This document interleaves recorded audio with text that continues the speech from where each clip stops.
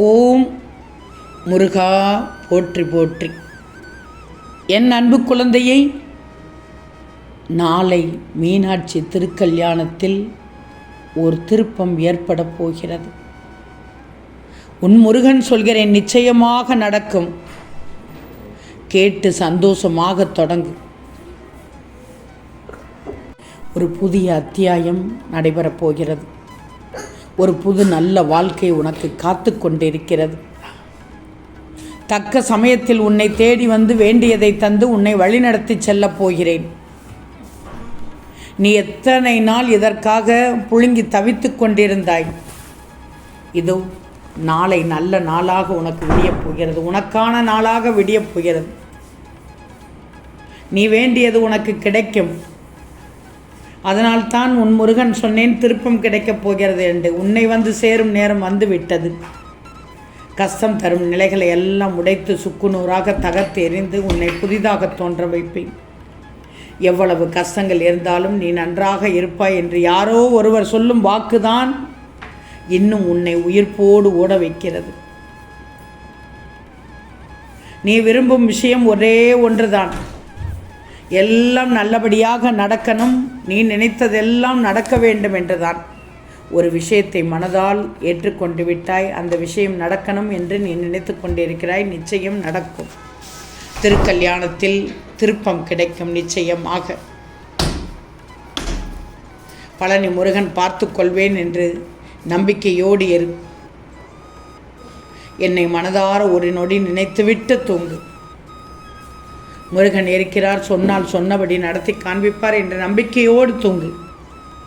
நீ எங்கே இருந்தாலும் உன்னிடத்தில் நான் இருப்பேன். உன்னுடைய வேலையை முடித்துக்கொள்ள நான் தயாராகிவிட்டேன். அதற்கான அறிகுறியை நீயே தெரிந்து கொள்வாய், அறிந்து கொள்வாய். உன்னை நேரில் சந்தித்து ஆசியம் கொடுக்கப் போகிறேன். பெற்றுக்கொள். உன் கனவில் ஒளியாய் வந்தாவது காட்சி அளிப்பேன். உன் கர்ம வினைகள் கழியப் போகிறது. உன் வெற்றி என்ற மகிழ்ச்சி பாதையில் அடியெடுத்து வைத்து விட்டாய்.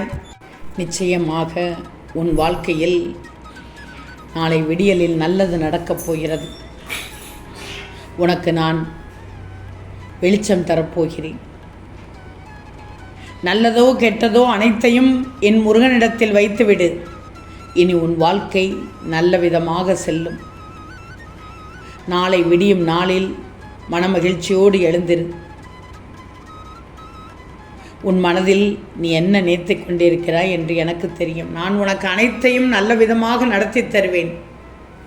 என் பிள்ளைக்கு வாழ்க்கையின் வேகம் புரியவில்லை. தண்ணீர் எப்படி கீழே சிந்தினால் காய்கிறதோ அந்த அளவு சீக்கிரமாக நகர்வதுதான் வாழ்க்கை. எல்லோருக்கும் நல்ல நேரம் வாழ்க்கையில் வேகமாக வருகிறது. பின் எனக்கு மட்டும் ஏன் கஷ்டம் என்று ஆதங்கப்படக்கூடாது. உன் வாழ்க்கையில் உனக்கான சரியான நேரத்தில் நிச்சயமாக கைகூடி வரும். செல்வமே, உன் பிரச்சனைகளை நினைத்து நினைத்து உன் வாழ்க்கையில் இருக்கும் நிம்மதியை இழந்து தவிக்கிறாய். உன் மனதை புண்படுத்தி கொண்டு எரிச்சல் பட்டு வாழ்க்கையை ரணமாக்கி வைத்துள்ளாய். வேண்டாமே, நீ விரும்பிய மன வாழ்க்கை நிச்சயமாக கிடைக்கும். போராட்டங்கள் நிறைந்த வாழ்க்கை, எதிர்பாராத நிகழ்வுகள், எண்ணிக்கூட பார்க்க முடியாத துரோகங்கள், கிடைக்குமா கிடைக்காதா என்று எதிர்பார்ப்புகள் நிறைந்த ஏமாற்றங்கள், தொடர் தோல்விகள், கவலைகள், சிக்கல்கள் என்று உன் வாழ்க்கை நகர்ந்து கொண்டிருப்பதாக உணர்கிறாய். உண்மைதானே? வாழ்க்கையில் நடக்கும் அத்தனை நிகழ்வுகளுக்கும் ஒரு தீர்வு உண்டு. இப்போது உனக்கு சிக்கல்களுக்கான தீர்வை கூறுகிறேன்.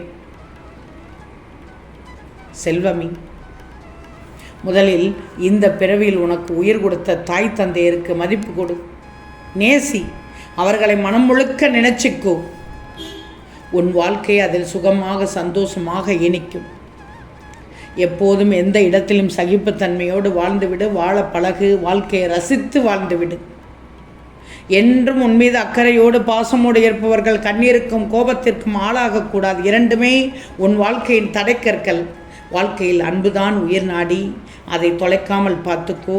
இருப்பதை வைத்து மகிழ்ச்சியாக இரு. நீ அனைத்திலும் வெற்றி பெறும் நாள் வெகு தூரத்தில் இல்லை.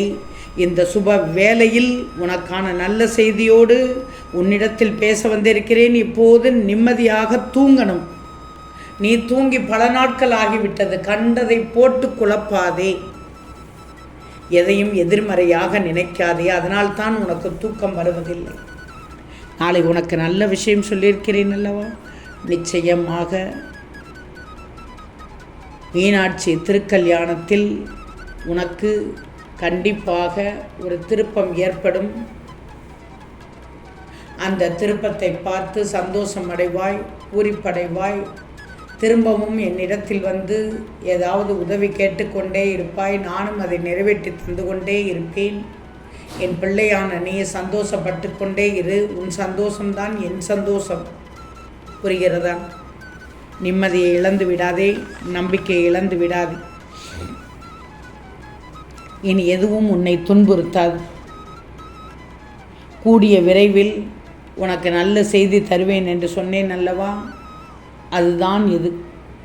இதனால் ஆனந்தமாக வாழப்போகிறாய். உன் கனவு நனவாகும்.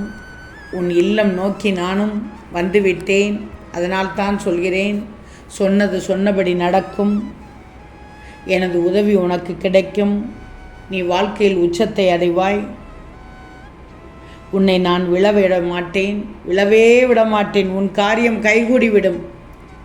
கைகூடுவதற்கான அனைத்து வேலைகளையும் நானே பார்த்து விடுவேன். எவ்வளவு உண்மையாக வேலை செய்கிறாய், எவ்வளவு நம்பிக்கையோடு வேலை செய்கிறாய். என் பிள்ளைக்கு நான் ஏதாவது செய்தாகணும் கண்டிப்பாக. இனி எல்லாம் சந்தோஷமே. யார் ஒருவர் இந்த முருகனை மனதார நினைக்கிறார்களோ அவர்களுக்கு எப்போதும் துன்பம் நேராது. இனி உன் வாழ்க்கையில் நடக்கப் போகும் அற்புதங்களையும் அதிசயங்களையும் பார்க்கப் போகிறாய். அது ஏராளமாக இருக்கும். நாளை திருக்கல்யாணத்தில் திருப்பம் கிடைக்கும் என்று சொன்னால் சொன்னபடி நடக்கும். வாழ்க்கையில் உனக்கு மிகப்பெரிய வெற்றி காத்து கொண்டிருக்கிறது. என் ஆசீர்வாதம் எப்போது உனக்கு உண்டு. நிச்சயமாக என் ஆசீர்வாதத்தால் ஒரு இரட்டிப்பு நன்மை உன் வீடு தேடி வரப்போகிறது. மகிழ்ச்சியாக இரு.